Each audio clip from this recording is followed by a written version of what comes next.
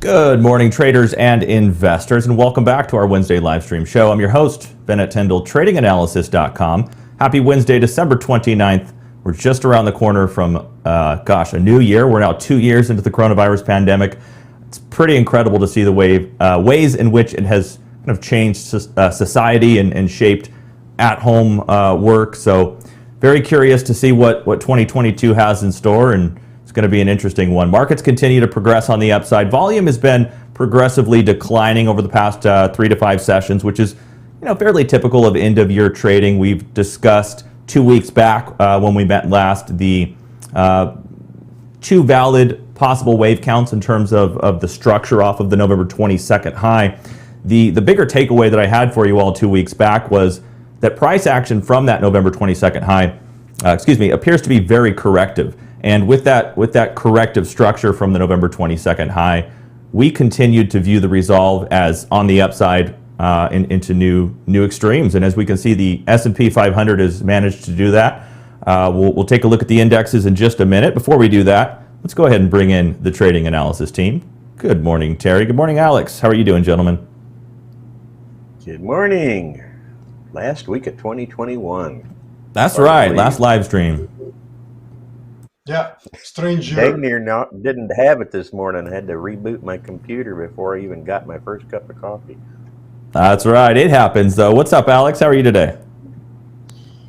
Well, kind of a chilling, looking at the Bitcoin and crypto charts, as you know, and overall, I think we're gonna go into a little bit of a back foot, kind of a vacation in a couple of more days. So I expect full force on cryptos to kick immediately after the new year.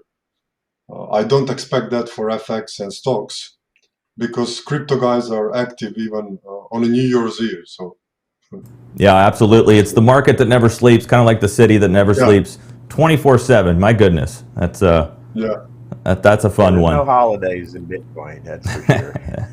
yeah, Very true. no. Hey, speaking of holidays, last Wednesday we did not meet. It was Christmas week. Obviously, markets were closed on Friday. Came down with a little bug, but feeling better now, and we're ready to get back at it. So we do apologize. If you're curious to know if in fact we are going to have the stream Wednesday mornings, and we typically only miss 2 to 3 shows a year. But if you take a look at our page, our YouTube page in the mornings, if you see the live event, there's a pretty good chance we're going to be there. We create the event the night before, so that's a good way in which you can kind of stay up to date with when and where we might not be around. So we're going to I'm going to take them through the indexes, and then we'll jump back in, take a look at sector focus in Optima with Terry, and then we'll pop over to the macro scene, maybe touch a little bit on crypto. So gentlemen, I'm going to take them through S&P. We'll take a look at the Nasdaq. We'll review Russell 2000, Dow Jones. There's been some interesting movements. What do you guys think? You looking forward to the next year? I think it's going to be volatile, certainly in the beginning, but as always, yes, I'm looking forward to it because I enjoy what we're doing here, enjoy continued trading, and it's a dissecting the markets, and it's just a challenge, right? So if it was easy, everybody would do it. Definitely. And speaking of next year being interesting, we're now pricing in between a 55 and 60% chance of a quarter point move from the Fed come March. So looking forward to where that takes us. All right, I'll be back on the other side. See you guys in just a minute.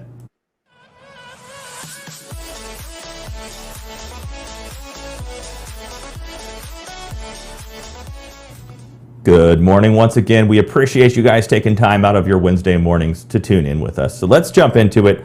Hard right edge of the Motive Wave platform. We're going to start it off looking at price action in the S&P 500. So taking a look at price action here in the S&P 500, I've dropped you right down to the 1 hour time frame. We're going to get right down to business.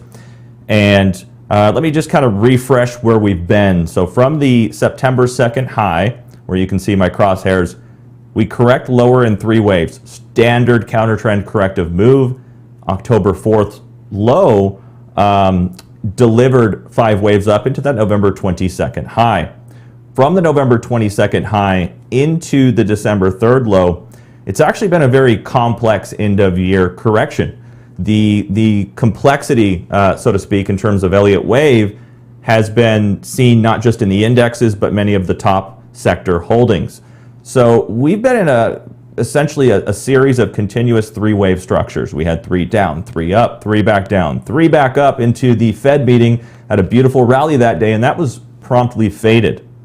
Between the December 16th Fed meeting and the December 20th index lows, the S&P 500 maintained its December 3rd low, where the Nasdaq actually broke to a new low. But overall, the bigger takeaway that we had 2 weeks back was that this price action was not trend establishing. This was not a motive diagonal or a motive impulsive wave. This was very much so viewed as corrective.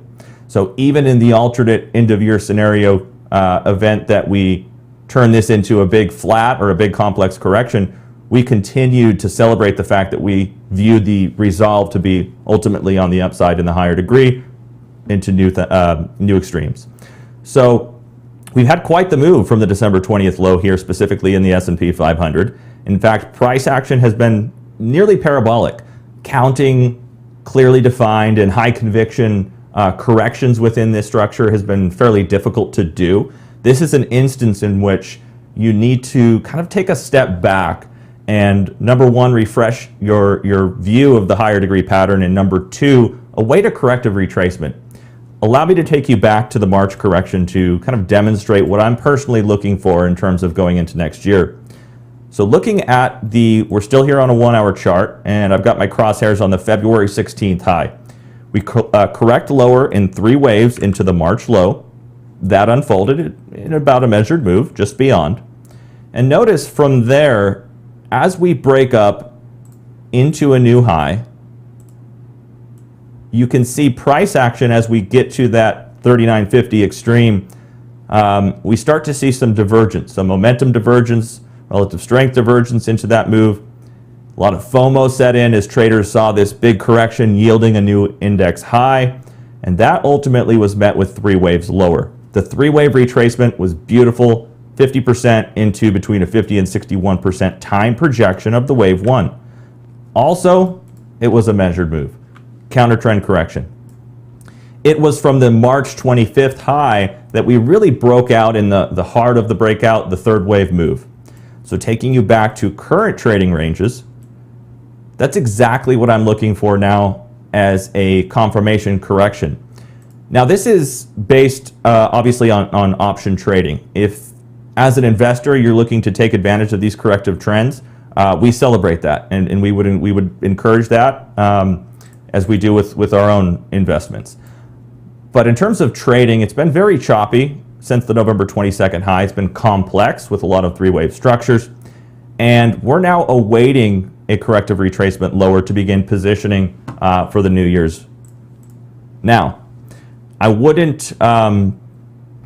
couldn't leave you without at least discussing an alternate that still exists. I still favor this count to the tune of about 75%. However, there is an alternate, and this alternate is valid looking at some traditional technical indicators. This alternate would suggest that the big B wave, or the big rally that we've seen since the December 20th low is just a B wave of an overall flat correction. That would give us the 3 down into December. That would put this as 3 back, and this would call for a 5-wave move to complete C of a wave 2 flat. This is not my preferred, but it's important to track an alternate such as this so that you do have context in the event plan A does not go your way. If you only have 1 wave count and you only operate with 1 wave count, when the preferred wave count blows up and invalidates, you're left scrambling for context.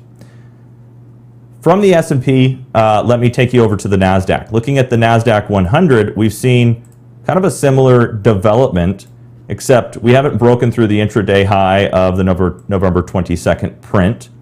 And here we actually make a new low into December 20th. So just to kind of refresh your mind again, September into the October low, 5 waves up into the 22nd of November, some sort of a 3-year complex move down into December, back in A, down in B.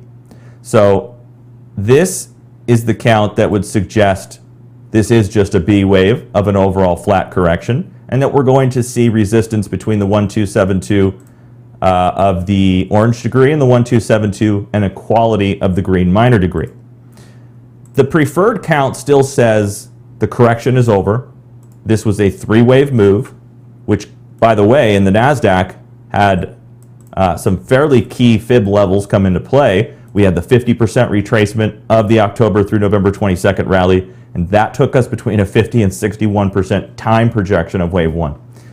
Same instance here. We need to see this 5-wave move up, which may be complete. It could also yield a new high. Again, the counting the subdivisions of the move off of the December 20th low is very difficult to do in real time when you have this near vertical parabolic structure without clear counter trend corrective moves lower that you can pair up and begin to structure your count. So this is all about awaiting confirmation. We look for 5 up, we look for 3 back, and that's where you can begin positioning as a trader. The alternate would give us a B wave rejection and yield C back down to complete an overall flat. Again, I think there's about a 1 in 4 chance of this occurring. Okay, so from the Nasdaq, I want to take you over to the Dow Jones Industrial. We typically don't track the Dow Jones Industrial, but interestingly enough, the Dow Jones was one of the indexes which actually strongly supported the bullish view that we had coming off of the November 22nd high. And this view gave us a near textbook Elliott Wave flat pattern. So back to the idea of flat corrections. This is 3 waves down into September 20th, we have 5 back, a triangle in B, 5 up in C to make a B wave of an overall 335 Elliott Wave flat correction. We see the high of the intermediate degree B wave just exceed the 1272, which is a typical stopping point. And from there, we fade lower in 5 waves. From the December 1st low for the Dow Jones, notice we have a clear 1, up in 1, back in 2, up in 3, down in 4, up in 5. Wave 5 demonstrated equality to wave 1. Wave 3 was extended, meeting about a 200% projection of 1. And then it gave us a sharp 3-wave measured move decline into a 618 retracement. Beautiful. So what do you really have at work here? You've got 3 waves in a flat, 5 waves up in a mode of impulsive trend, and 3 waves back in a counter trend correction. That tells me we are moving up in likely 5 waves. We're going to look for a counter trend corrective 3-wave structure to confirm trend, and then look for continuation into the new year. Now over to the Russell 2000, taking a look at the Russell 2000, we have seen a decent bounce off of our intermediate degree blue wave 4 fib support zone. But in the event we start to break lower, could all of this have been one of wave C instead of being all of wave C? What that would entail is demoting the degree of trend in this structure and looking at that as 1 and 2 of C, meaning we do go lower. While I don't think that's the case, and I still think there's a good 75% chance that this is in fact a completed 4th wave correction, if we were to break lower, we do have the 4B 38% fib down at 1945. So we could entertain kind of a further decline in the form of maybe a mode of diagonal. That would be more appropriate than a mode of impulsive structure if we're not expecting it to break much below that. But again, the preferred says lows are in. We're going to look for the confirmation retracement. Now back to the S&P 500, I just want to reiterate my longer term view of the market because I do think a larger corrective retracement is coming. However, I said it a few weeks back that I wouldn't use that as an excuse to attempt to sidestep or remain sidelined in anticipation of that correction, whether it's sparked from Fed tightening or whatever the case may be. But I do think end of Q1, maybe early Q2 of next year, we see a 10% or so market correction.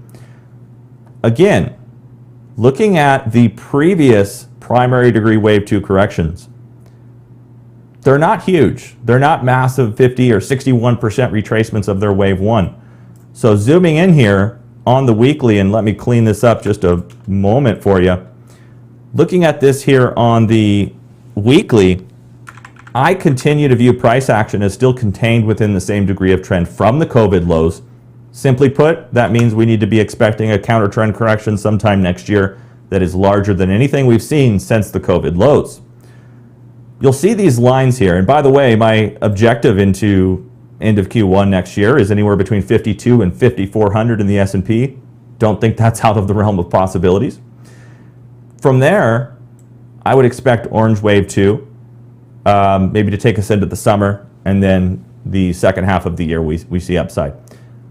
Notice these lines. These lines are measured representations of the previous primary degree corrections, and we've taken the 3 major, largest primary degree corrections just to kind of illustrate this point.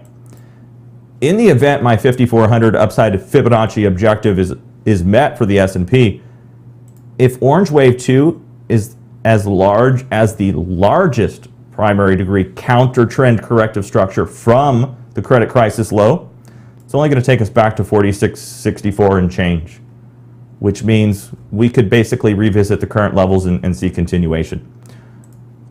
So that's where I stand moving into the new year. As mentioned, volume has been a little bit quiet. Allow me to take you over here into the market internals. You can see total vol, New York Stock Exchange progressively lower into the end of the year, fairly typical of end of year trading. One positive development that we're watching is the put-call ratios, 9-day simple moving average. As mentioned, we had seen some divergence between new highs in price versus new highs in call buying extremes. We managed to get a fairly significant print back in November, corrected lower, This was basically back to the upper boundaries of a sideways trend channel for the 9-day simple moving average of the put call ratio that goes back to 2018 and beyond. Notice this sideways parallel trend channel has more or less contained the 9-day simple moving average progression. We get above it here, get above it here. We've seen a fairly sizable move back to the upside, which is beginning to confirm the positive rotation back into growth, which Terry's going to talk about in just a minute. So that's it for me. Let's transition back over to the trading analysis team, and we'll go from there. Looking forward to the new year. What do you guys think? Very good, Bennett. Yep, for sure. I mean, that verticality that we had, is that the beginning of the Santa rally? Is that all of the Santa rally? The next question is, what's the typical expectation of the time frame for the Santa rally to play itself out? So interesting to find out that impulsive wave, exactly what degree it is. It is a smaller degree, then it might actually be part of a continuation of the corrective move. But if it's the first leg of a larger degree correction, then yeah, I think we've got quite a ways to go. But certainly rotation, you got to look at which sectors are the ones that are going to be the ones moving into play over the next several weeks. It's not the entire market. So let's go ahead and hit them up on sector rotation. We'll fill them in on the details. All right, sounds good. We will be back on the other side.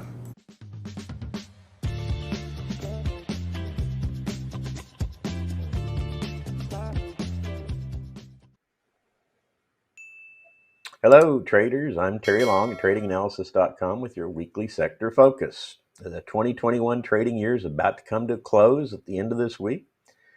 And like I said, while the Santa rally appears to have begun, we do continue to expect market volatility ahead into the new year.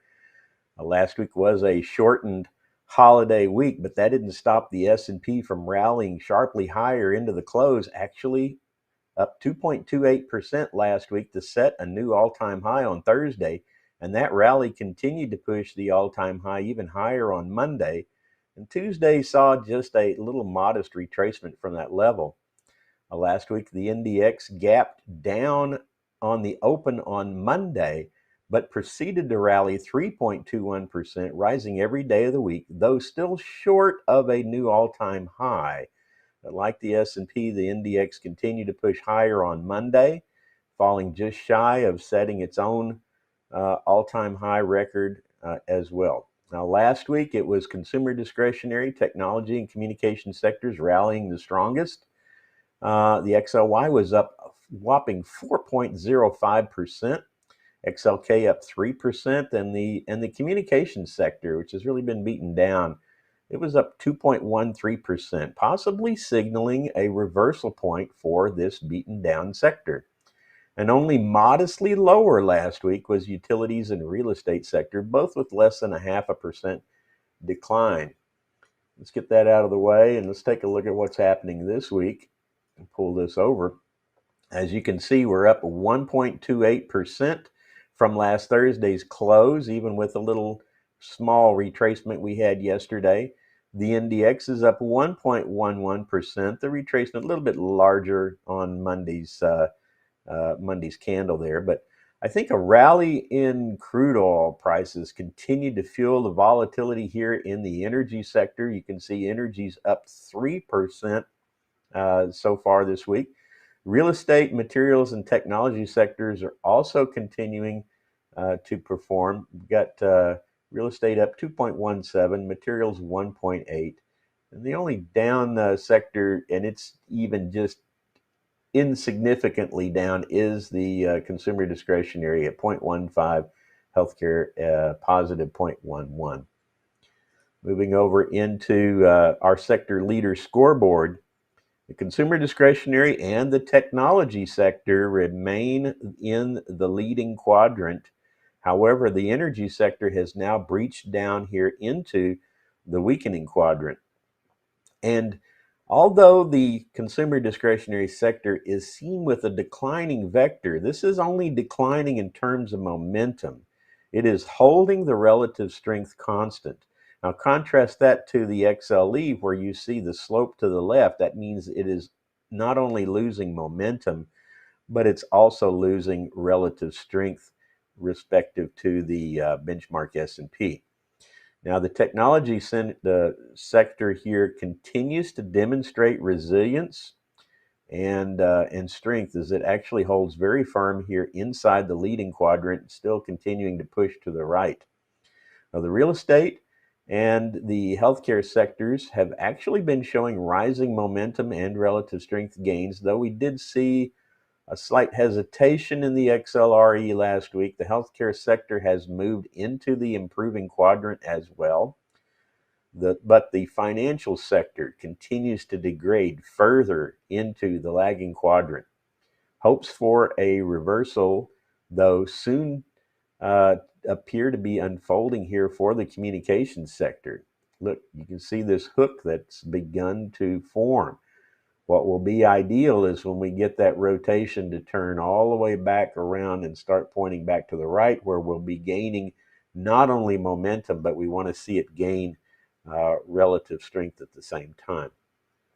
Zooming in a little closer here, we can see the utility sector just now crossing back over into the improving quadrant, while the staples sector continues to improve on both relative strength and momentum and has formed a blue improving weekly trend vector.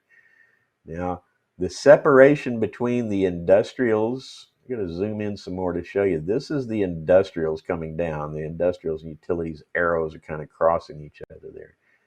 The industrials is losing momentum at a constant underperforming relative strength condition, while the materials sector has continued to push higher. Now, momentum seems to be holding steady while it's gaining some relative strength right now, and the XLB is inching ever closer to crossing into the leading quadrant. Now, this communications sector remains our weakest sector, though we have seen the early signs of the momentum coming back into the group. I want to show you something here real quick. I'm going to pull the RRG up. Several stocks inside this sector are attempting to form reversal hooks. So look over here in the red. Look at you can see as I animate that, you can see several of these stocks. In addition, here's the XLC itself. But there's a lot of these stocks they're not fully formed just yet. Facebook, Meta, whatever it wants to call itself, has rotated back and actually does have a positive heading. So it is slightly tilted to the right. Disney's making a little turn, AT&T making a turn, T-Mobile is rising continuously there. So I find that very interesting. We're going to keep our eyes really close on what's happening here in the communications sector. It's been beaten down for a very long period of time, starting way back here in September, right? This sector did not rebound from the September corrective move like the others, and continued to fade lower and fade, and now possibly down here is the support zone. And I'll leave it to Bennett to share his wave count on this, whether we think this is an ABC. Is C complete here? It is getting a little long in the tooth for this to be anything. I think I'm going to have to say, Bennett, looking at this without the benefit of motive wave, I'm going to say that C is complete, because just looking at the magnitude of this push higher here, I just can't see that as 1, 2, 3, 4 of 5 anymore. So it could be we've got the beginnings of a new rally. The technicals are still kind of weak, but prices now move back above the 20. The 20-day simple moving average is starting to turn north, though it is still below the 50, and the 50 is below the 200. So you can see how weak everything got here in the communication sector. And let me make this font a little bit bigger so you can see some of the performance this week. This is just Monday and Tuesday's price action here. Interpublic Group, Activision, Omnicron, Disney, they're all on the upside there. There are still several. Twitter, Twilio, T-Mobile are negative so far this week. So it's not a complete turnaround story just yet, but it certainly has the makings of it. That's all I've got for now, traders. This last week of the year, like I said, is likely to remain volatile and disorienting, as many year-end rebalancing effects may tend to skew or contradict our generally accepted technical perspectives. But with New Year's on Saturday, this markets will be open Friday, so we got a full week of trading ahead. And Happy New Year to you all. Back to you, Bennett. Thank you so much, Terry. Excellent work as always. Yeah, very curious to see what does happen with communications there. I would agree with you that current progression from the lows I would not view as like a 3-4 as pairing up to that former correction that you were looking at there. But for now, it is a measured move rally to the upside and into about a 61% retracement of that C wave decline. So I do favor and support upside continuation and resumption there of the higher degree trend in communications, but I'm not discounting the possibility that if something else were to occur and a catalyst were to present, that could turn counter trends. So favor the upside, absolutely, absolutely. All righty, Mr. Alex, sir, we're gonna get the presenter mode your direction. You ready to jump in? Yeah, let's go. Oh, all right, take it away. We'll be back on the other side.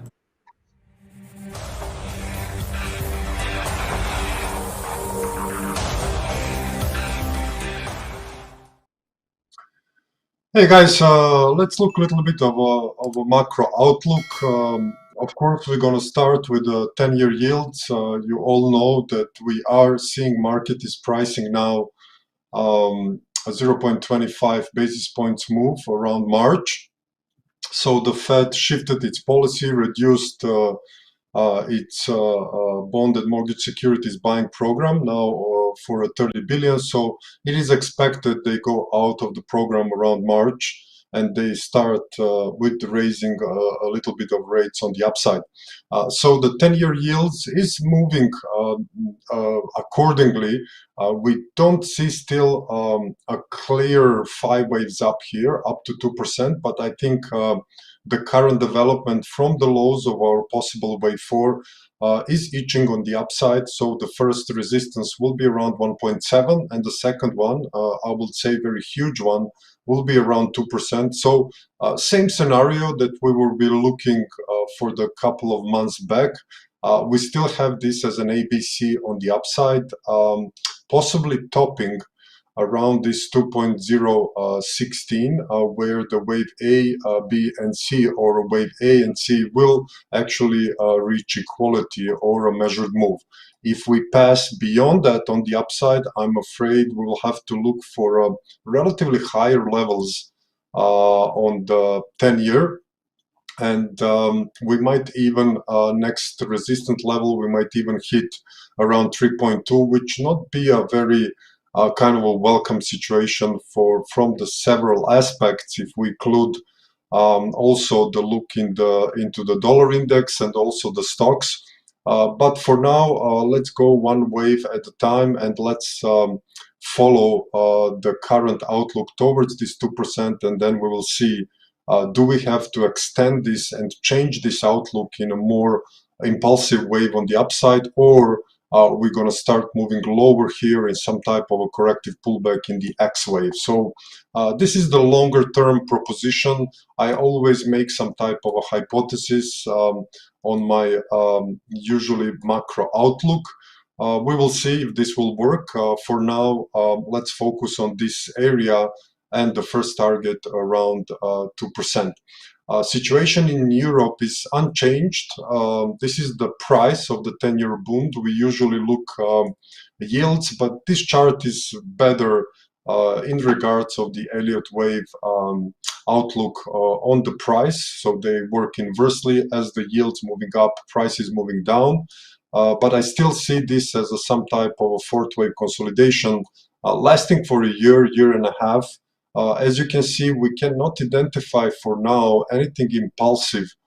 Here, it's pretty much sideways movement, which indicates that we are still in a correction and that we are going to get some type of a fourth wave here before we start due to either easing again of the central bank policies because of some event, or the deflationary forces with demographics and technology will start to kick in when the economy balances itself, hopefully after the COVID passes in 2022. We are already almost third year starting the COVID crisis, so maybe we are going to see end in this year, hopefully. That will actually balance the supply side chain. We might be staying with inflation in regards of several other aspects, but I will definitely expect over time that this higher secular forces starts to kick in again and actually push us again into a deflationary environment. As the dollar index is concerned, let me just look dollar index chart. We are still consolidating here. The chart is still working fine. I think we are, we in some type of a fourth wave consolidation. From the COVID crisis in 2020, we started some type of a five-wave move with a small truncation. From there, we have a nice 5 waves up in A, down in B, and now we are developing most likely some type of a triangle or a small flat, looking for one more push on the upside, as well as we see that on rates. The key levels for this wave count to work will be at 1618, which comes around 99.54, and one of the fib ratios as the retracement level is concerned will look usually 0.786, which comes around 100.09. So this is a kind of a nice cluster zone. So it will be very interesting to watch what will happen there in the dollar. If we start to see break of this really thick cluster zone on the upside, then we will have to be a little bit more bullish on dollar, potentially posting a new high. I don't expect this to happen. Of course, we need to leave this possibility open until we see 5 waves down or some indication actually that this big cluster zone is holding and actually dollar reversing on the downside. But the picture I see on some other currencies definitely indicates that 2020 still might stay inflationary, and we might see some commodities and metals going up and dollar going lower. So I'm going to stick for now with this scenario with one more move on the upside, and potentially January, February in 2022, I will expect reversal and some indication that the dollar will continue lower in this type of an A, up in B, and then down in C below this low scenario. So that is my scenario for 2022. Let's see if it's going to work. Let's check a little bit more of some of the other things. So this is the chart of the copper. This is the futures, and I still see a potential correction developing here. 5 waves up, potentially over. We might also look a little bit this as a different wave count. We can put this here a wave 5, look this as a flat. It really doesn't matter in this moment. I would like to see copper go below 4 because that will indicate a further downside. This is definitely some type of a corrective move unfolding, from where I will expect copper to even start to move higher. And we can see some of the signs now on our soybean chart. We have been tracking this for our members, that we have a nice push on the upside, still not a 5-wave move, still not a confirmation, but from the lows we were looking for a potential WXY correction here and 50% retracement. We are seeing indication that we are going into some directional move, which might turn out to be a 5-wave move on the upside, which definitely will imply that after a small correction, we might even continue on the upside in the soybean chart in 2022, at least at the first half. So let's go and look some of the metals market. As you know, we are tracking silver and gold. Not much of a change there. Silver chart is still working according to the possible script. I did change this wave count because I think it works better. I cannot clearly count 5 waves up here as I had it I think before. So I have changed it a bit because it's more appeals to the this 5-wave move on the upside. So I look this as a complex correction, looking a post X wave, a 5-wave move down in A. This is some type of a B wave, either finished or a little bit more upside, and then potentially we go down in a C wave, and that goes well also with dollar index. We know that commodities are working inversely with the dollar index, so this will be a nice correlation if we see one more move down in silver and actually dollar index stopping around 99,100, and then we see a reversal moving on the upside. So this silver and gold picture, and also some other currencies, are also agreeing with the possible movement down in gold, up in that commodities, as well as in silver and gold. So the gold chart is still working. We are looking for a possible C wave down in this E wave triangle. We are still observing this as a possible triangle as long as we stay below 1.6 or above, sorry, 1.672. We have been looking this chart with you guys for the couple of months back, and still triangle is for now the best solution. From our D wave, we had a 5-wave move lower, a corrective pullback, and now potentially we are moving down in the E wave, which will also correspond with a higher dollar index on the upside. That will be actually at terminal levels for gold, and the 5 waves up from this level might confirm our thesis that the gold will actually continue upside in this inflationary outlook, in this inflationary, not this disinflationary. So definitely inflationary outlook in 2022. We might see 5 waves up from here, a small pullback, and then a continuation at least above 2000 and even above in this possible 5 waves move on the upside. So the outlook on silver and gold is unchanged. We are still expecting these levels to hold. We have a couple of reserve scenario. This is showing a little bit more bearish, but not much, just $100 lower if we pass these levels here in the case dollar breaks up. But I do still see this as a very corrective in nature, and the gold moving up. But as I said, I will keep my or our triangle, because we work this together, kind of a pairing our wave counts and options for a triangle as a main scenario. So let's look for a Bitcoin chart. I'm pretty glad that our thesis, which we also tried to speculate around beginning of 2021, that the Bitcoin will actually endure a larger correction. There is a couple of options still open here, but I think this one is developing now here are more leaning towards a triangle. Flat should already have some type of a wave structure, which should develop in some type of a wave one to the downside, and we still don't see that. And that's a kind of a suspicious to me. The main key levels are staying at 40K and 30K.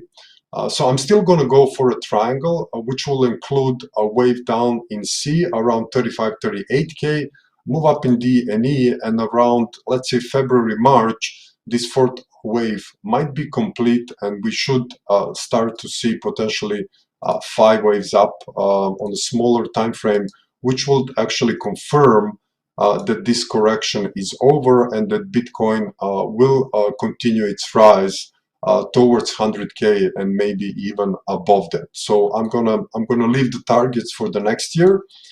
So our thesis from the beginning of the year is working quite nicely.